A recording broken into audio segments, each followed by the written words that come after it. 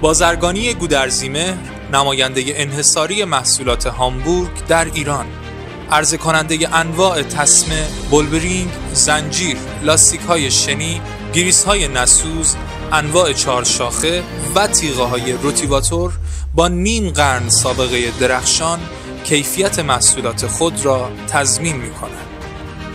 بازرگانی گودرزیمهر همواره در تلاش بوده تا بهترین خدمات را به شما کشاورزان عزیز، صنعتگران و تولید کنندگان ارائه دهد.